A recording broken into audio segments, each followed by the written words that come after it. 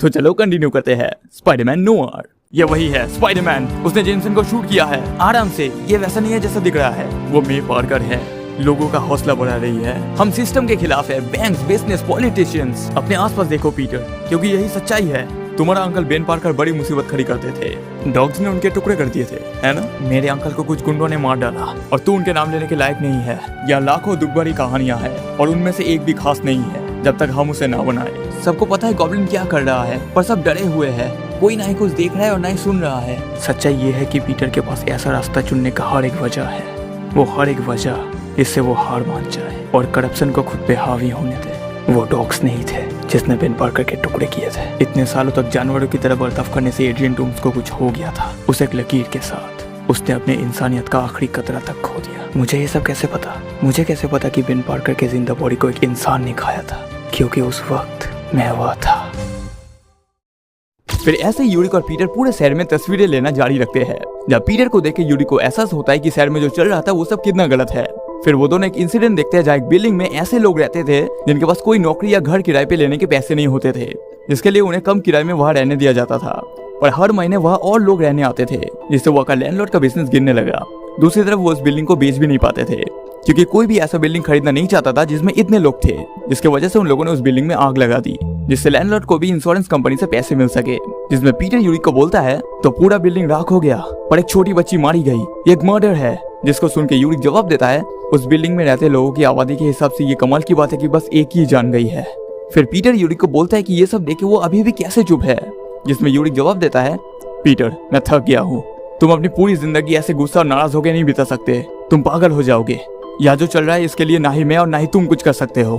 फिर पीटर वारा के एक तस्वीर को देखते हुए बोलता है, रुको रुको, ये देखो भीड़ में वो फैंसी डैन है, गॉब्लिन के लोगों ने ये किया था। जिसमें यूरिक जवाब देता है, और हो सकता है वो बस वहां से गुजर रहा था।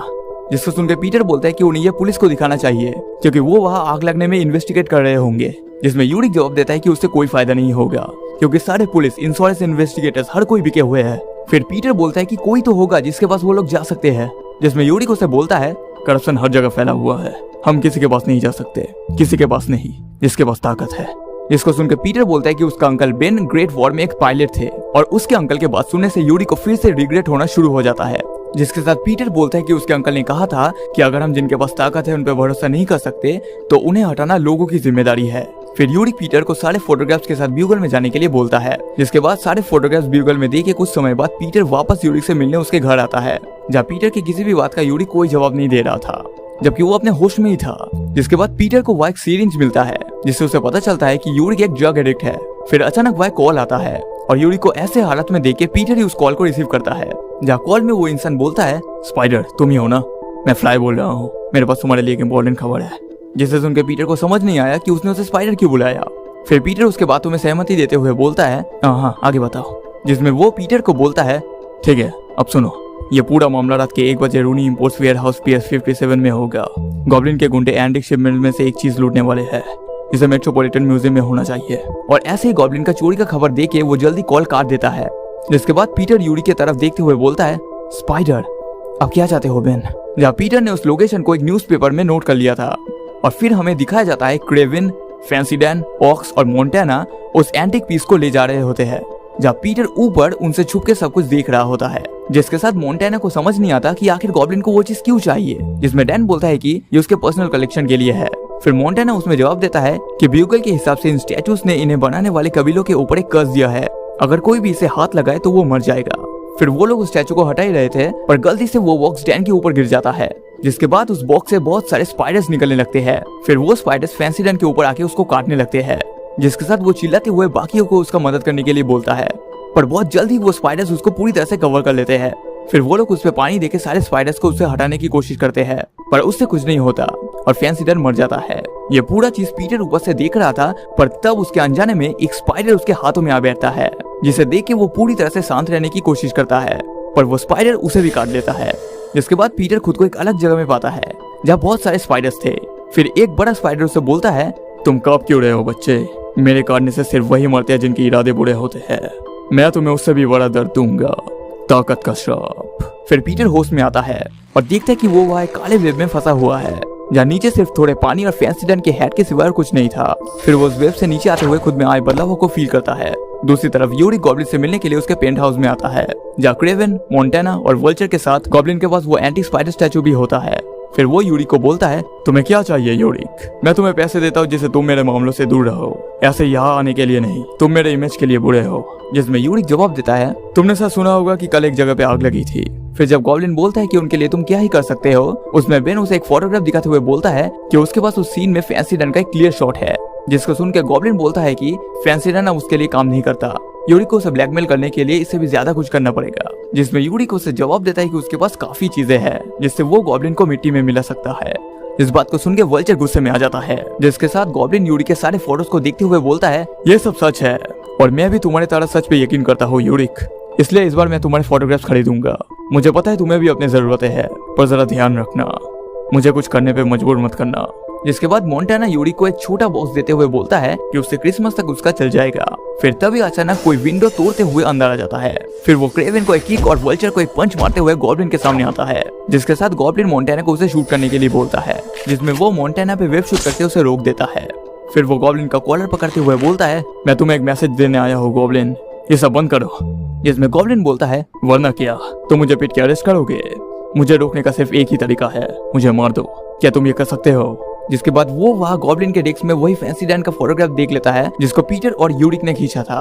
फिर वो वहाँ यूरिक को देख के चौंक जाता है, जिसके बाद यूरिक वहाँ से निकल के भागने लगता है।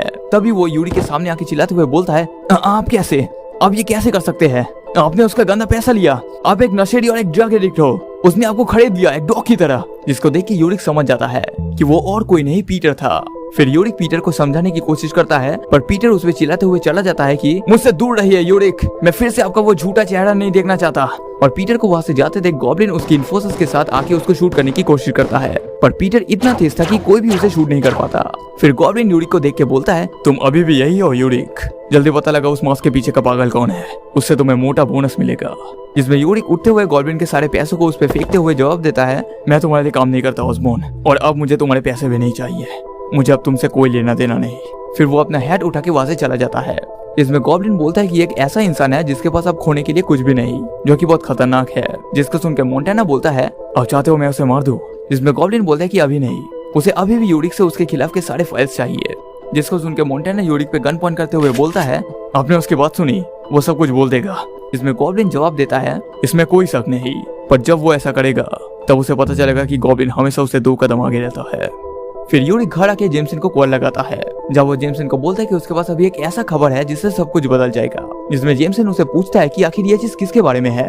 यूरिक उसे बोलता है कि उसका टॉपिक गॉब्लिन है, वो कोई मजाक भी नहीं कर रहा, और उसके पास अभी गॉब्लिन के खिलाफ के सारे नेम, डेट्स और फोटोग्राफ्स है, जिससे वो गॉब्लिन को दर्जनों मर्डर्स के केस में फंसा सकता है। जिस बात को सुनकर जेमसन उसे पूछता है कि वो अभी कहाँ है, क्योंकि अगर ऐसी बात है तो उसे अभी बाहर नहीं आना चाहिए, वो खुद यूरिक के पास आके सारे फाइल्स ले जाएगा। जिसमें यूरिक उसे जवाब देता है कि वो अभी उसके अपार्टमेंट में ही है, वो बस उसे कॉल करके ये जानना चाहता था कि जेमसन वही है या नहीं, क्योंकि वो अभी सब कुछ लेके उसके पास ही आता। फिर वो जेमसन को इससे वो रोएंगे जोना बोल के फोन रख देता है।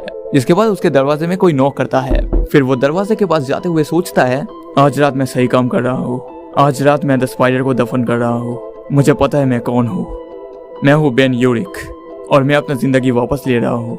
जिसके साथ दरवाजे को खोलते ही उस पे 2 गोली शूट होता है, जहाँ दूसरी तरफ पीटर उसके अंकल बेन के पुराने चीजों में से उनका वॉर का एक फोटोग्राफ और उनके मेडल्स को देखते हुए सोचता है, उन लोगों ने ग्रेट वॉर में अंकल बेन के काम के लिए उन्हें मेडल्स दिया था, पर उन्हें कभी भी नहीं लगा कि वो एक हीरो है।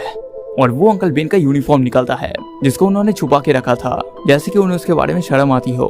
जिसके बाद पीटर उस यूनिफॉर्म को सीते हुए सोचता है, इस बार ये जंग जायज है, इसे लड़ना ही होगा।